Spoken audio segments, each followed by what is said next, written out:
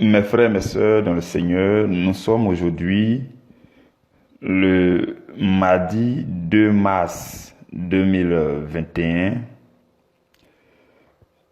et depuis hier, nous avons annoncé le thème que nous aurons à méditer ici durant les 4 prochaines semaines, y compris cette semaine. Et ce thème, c'est « Vous avez appris qu'il a été dit, mais moi je vous dis ». Ce sont des paroles de Jésus-Christ.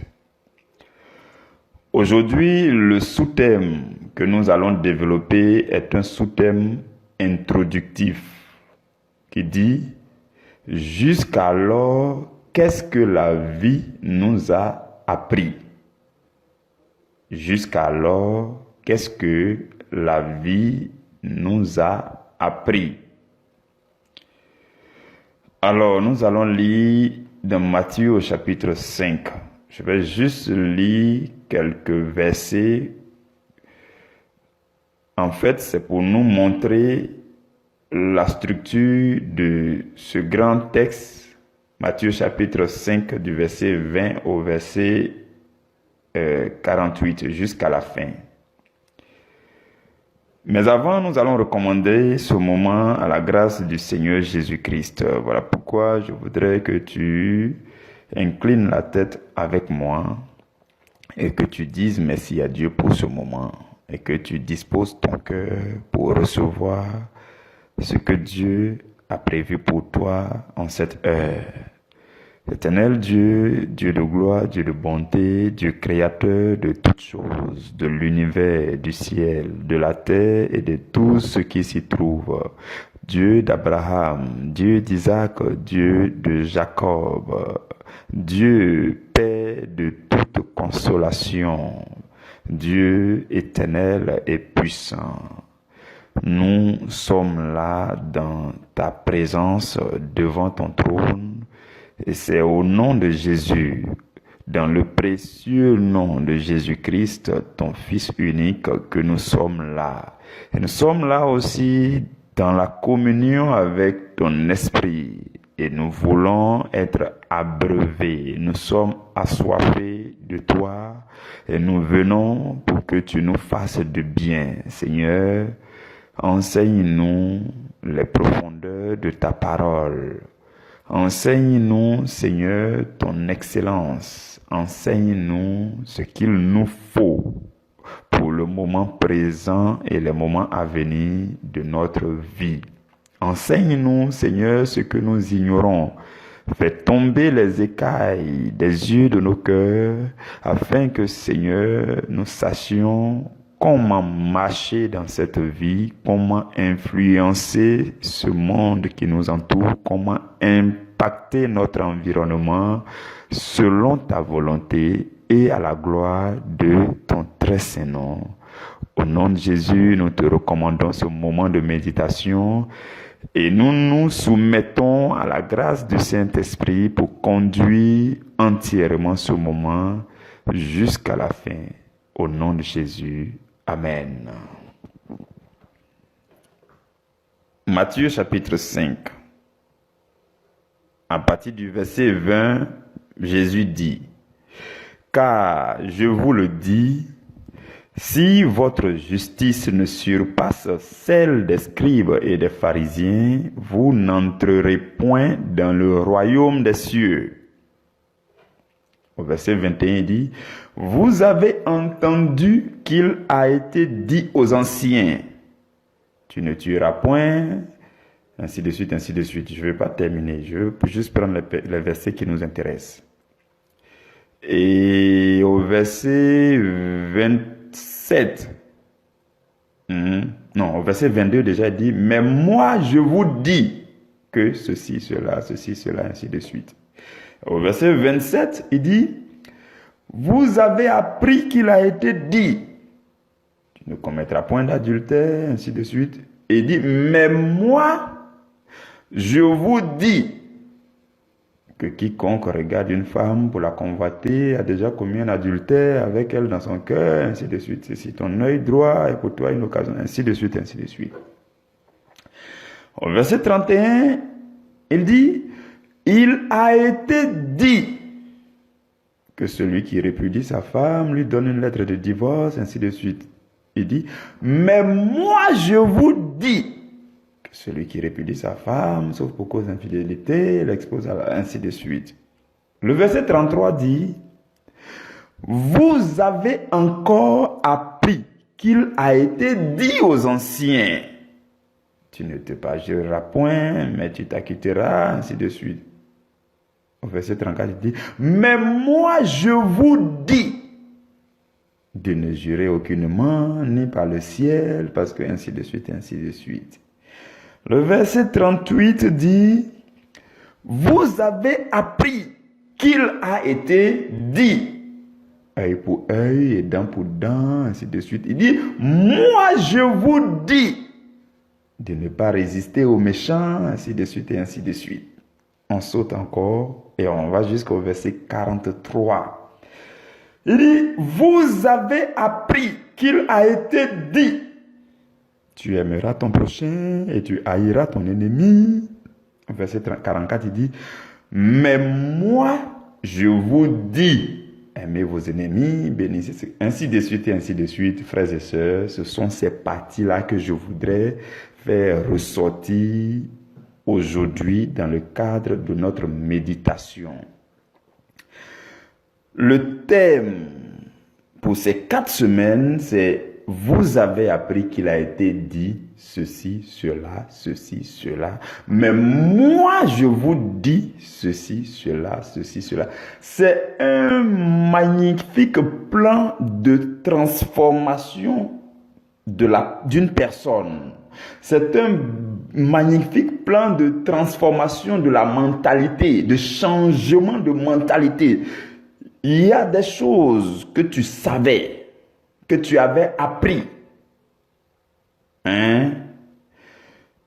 Au-delà de ces choses, le Seigneur Jésus vient en ces semaines, il vient pour te dire, voilà ce que lui, il te dit. Voici ce que lui, Jésus, il apporte. Voici le changement qu'il te recommande. Vous comprenez? Suivez très bien. Mais pour aujourd'hui, comme c'est un thème introductif, nous allons voir tout simplement ce que vous et moi, on a appris jusqu'à présent.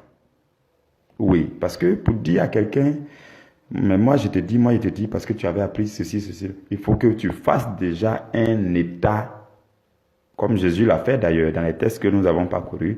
Il faut faire un état de ce qui existait dans la vie de chacun. Donc, c'est une méditation que nous allons faire ensemble. Je veux qu'on suive ensemble. C'est une méditation, nous allons réfléchir ensemble. Donc, de l'endroit où tu te tiens pendant que tu m'écoutes, je vais engager la méditation. Nous allons réfléchir ensemble pour voir jusqu'à présent, toi et moi, qu'est-ce que la vie nous a enseigné. J'espère que vous me suivez. Jusqu'à présent, aujourd'hui, on est en train de parler, on est 2 mars 2021. Jusqu'à ce jour, quand tu regardes ta vie, c'est quoi la vie t'a enseigné? Qu'est-ce que la vie t'a apporté? Qu'est-ce que tu as appris? Qu'est-ce qui t'a été dit? Qu'est-ce qui t'a été enseigné? Qu'est-ce qui a été apporté à ta vie? C'est ce que nous allons voir. Nous allons réfléchir comme ça pour aujourd'hui, pour comprendre. Et demain, nous allons passer à un niveau supérieur. Je commence par ce que nos sociétés nous ont enseigné. Nos sociétés. On est né dans une famille. On a vu d'autres familles. On a vu que des familles sont constituées par équipe de fraternité. Papa, maman, enfant, famille. Et ils vivent, ils font leurs activités, ils vivent ensemble, les liens fraternels. Et au sein de ces sociétés, on a appris des choses. Qu'est-ce que la vie nous a appris? Aujourd'hui, je ne suis pas venu dire, frères et sœurs, que tout ce que tu as appris jusqu'à présent, c'est mauvais. Non. C'est pas ça ce que je suis venu dire. Je suis venu pour qu'on analyse ensemble ce que tu as appris jusqu'à présent. Parce que Jésus veut apporter quelque chose d'autre, quelque chose de supérieur, quelque chose de plus magnifique qui va transformer ta destinée.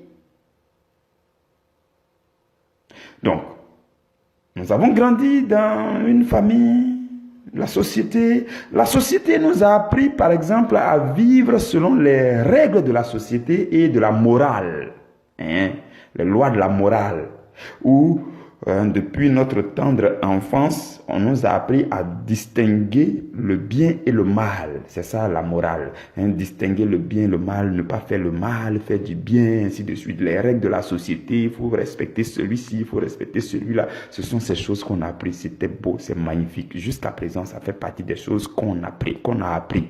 Des choses qui ont rempli nos vies. C'est bon, c'est magnifique. La société aussi, la famille dans laquelle nous avons grandi, les gens nous ont appris depuis notre tendre enfance, ils nous ont appris à découvrir notre corps et à prendre soin de notre corps. Quand on était petit, on avait un tout petit corps là, et puis on se découvrait, tu pouvais savoir comment tes membres fonctionnent, tout ça. On nous a appris comment prendre soin de notre corps, comment tu devais prendre soin de toi, ainsi de suite. La société nous a appris des choses formidables, magnifiques. C'est magnifique. C'est vraiment beau. Et en plus de la société, le monde nous a aussi enseigné. Quand on prend le monde dans son ensemble, le monde nous a enseigné, par exemple, la mode, tout ce qui est la mode, la jeunesse. Quand tu parviens à la jeunesse, les histoires de mode, les styles de pantalons, de t-shirts, d'ensemble, les vêtements, les tenues, les coiffures, les chaussures, les choses comme ça. Le monde nous a appris ces choses-là. Mais nous allons remarquer que ces choses sont terrestres. Donc, en fait, le monde nous a appris à être plus conscients des réalités terrestres. Le monde nous a appris à être plus conscients des réalités terrestres et moins conscient des réalités spirituelles et célestes. Oui, le monde ne nous a appris qu'à être conscient des choses terrestres. La mode, les shopping, les sorties, les promenades, les bavardages, la télévision, les médias, les réseaux sociaux. Le monde nous a appris ces choses. Et nous sommes devenus de plus en plus conscients des choses terrestres. Le monde ne nous a rien appris de spirituel et de céleste. Non. En tout cas, la majorité de tout ce que le monde nous a enseigné, ce sont des réalités terrestres. Ensuite, la chair aussi nous a enseigné des choses. Oui. La chair. La chair nous a appris à nous faire plaisir. Se faire plaisir. Se laisser conduire par nos émotions, par nos sentiments, par nos envies. Vivre selon nos propres goûts. Chacun a ses principes, a ses envies. Il se laisse conduire par ses envies. Il se fait plaisir, il se met à l'aise. Ça, ce sont les choses que la chair nous a appris. On a beaucoup appris quand même jusqu'à présent. On a vraiment appris quand même. Mais l'école aussi nous a appris. Oui, l'école. L'école nous a enseigné. L'école a fait travailler notre intellect. L'école nous a appris à devenir de plus en plus intellectuels. Et nous sommes devenus plus intellectuels que spirituels. L'école nous a appris. Mais l'école ne nous a rien appris de spirituel. Ce qui ressemblait un peu à du spirituel lorsqu'on allait à l'école, c'était la philosophie. Mais on s'est rendu compte que ça nous a fait tourner en rond, c'était du bavardage. Mais ça nous a aidé quand même. Je ne dis pas que c'est mauvais. L'école nous a appris. Et on est devenu plus intellectuel que spirituel. Nous avons beaucoup appris jusqu'à présent. Nos aînés aussi nous ont appris, ceux qui nous ont précédés, que ce soit dans la famille, ton grand frère, tes grandes soeurs, tes petites soeurs, tu les voyais quand tu grandissais, ce qu'ils faisaient, tu trouvais en eux ton modèle parfait. Même dans le péché, tu trouvais en eux ton modèle parfait. Oui. Tout ce qu'ils font, c'est ce que tu fais. Ils ont porté ceci, quand je vais grandir, c'est ce que je vais porter.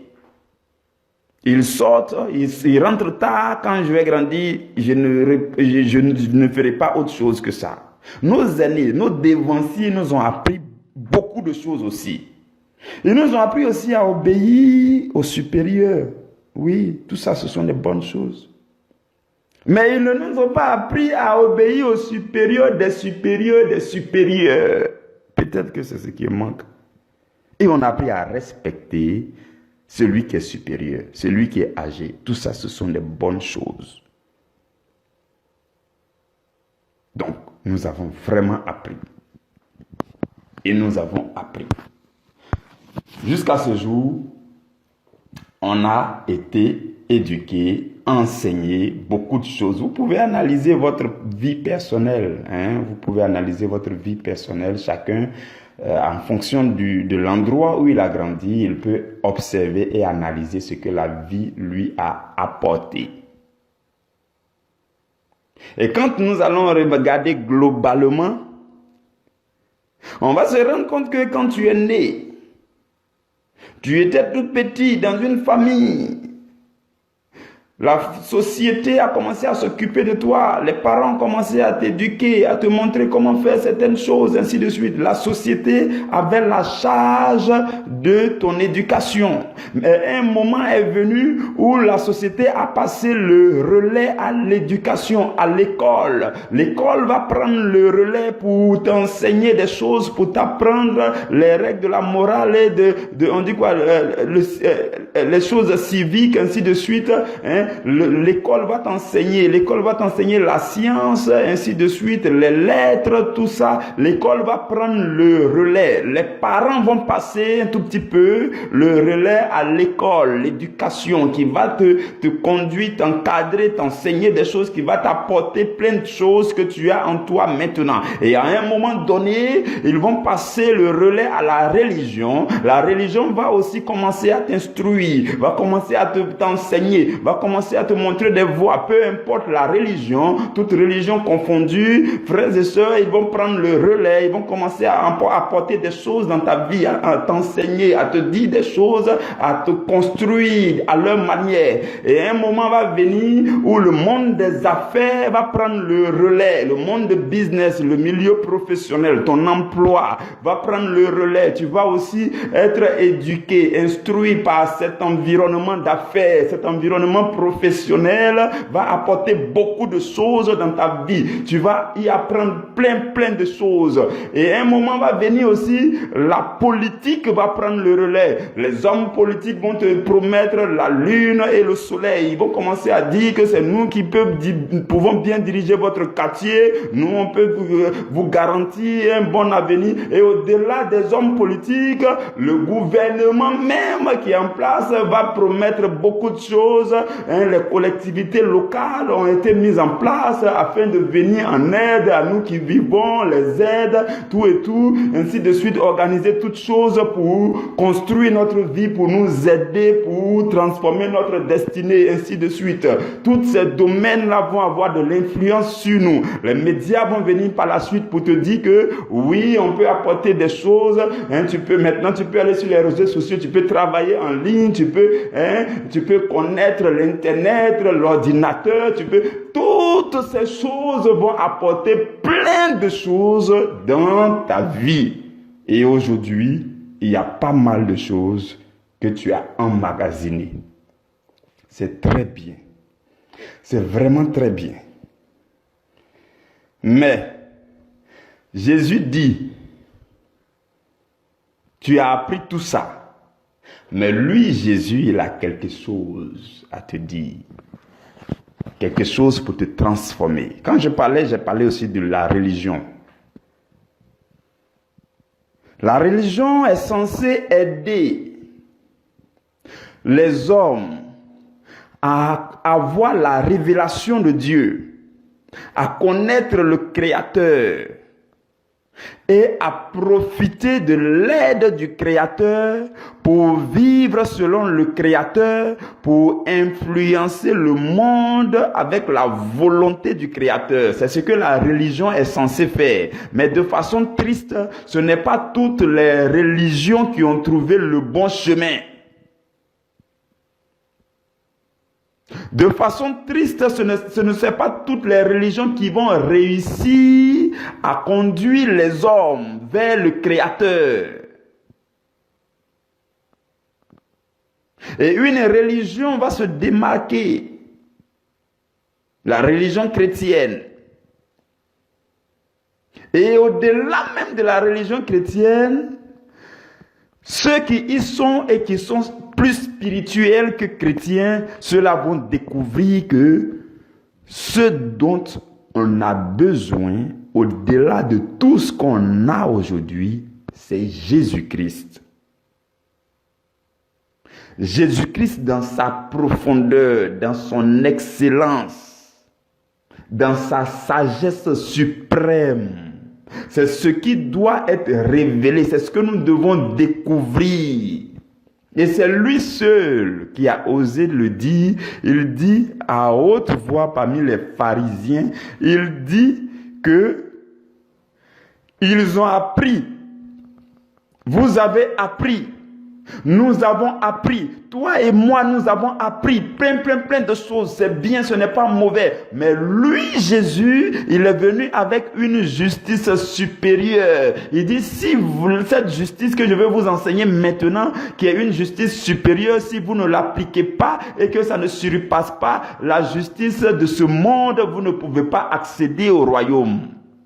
Et Jésus est venu avec cette magnifique bonne nouvelle pour nous.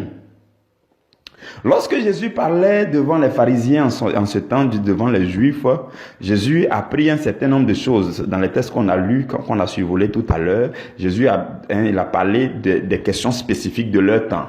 Mais quand vous allez parcourir tout le Nouveau Testament par la suite, vous allez vous rendre compte que même jusqu'à notre temps, aujourd'hui, il y a des choses qu'on a appris, qu'on a mal appris, parce qu'on n'a pas appris ça selon Jésus.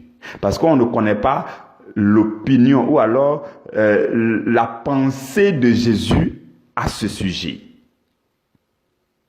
Tout ce que vous connaissez de ce monde, et que vous n'y ajoutez pas la pensée de Dieu, la manière de voir de Dieu, vous n'êtes pas encore parvenu à l'excellence dans cette chose. Même les grands savants, ceux qui ont fait les grandes inventions, ont dû aller plus en profondeur pour y ajouter la touche de Dieu.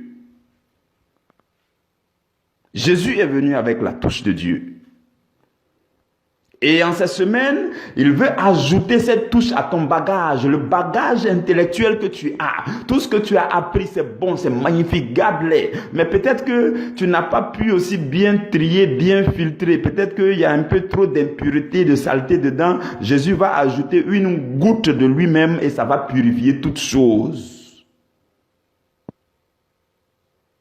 C'est ce que Jésus dit.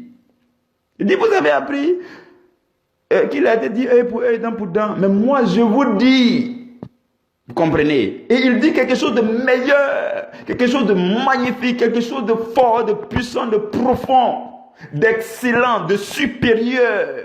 C'est ce que Jésus est venu dire.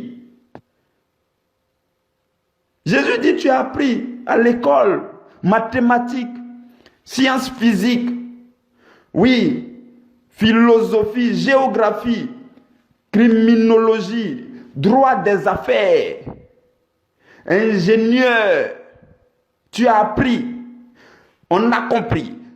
Oui, d'accord, mais moi Jésus, je veux y ajouter une goutte qui va transformer toute chose, une goutte de moi.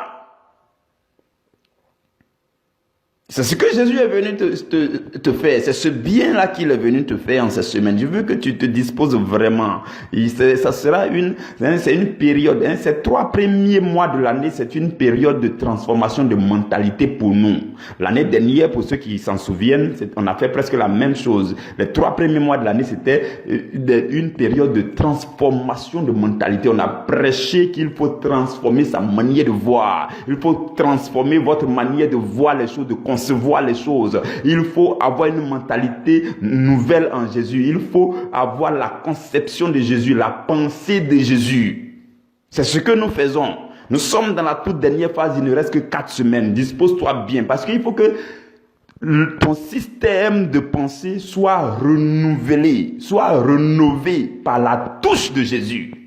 Il faut que tu ajoutes à ton système la goutte de Jésus qui va faire déborder toutes choses dans ta vie, qui va faire déborder les grâces, qui va faire déborder les choses excellentes et magnifiques, qui va ouvrir les portes. C'est ce qu'il faut faire maintenant. Tout ce que tu as appris, c'est bon.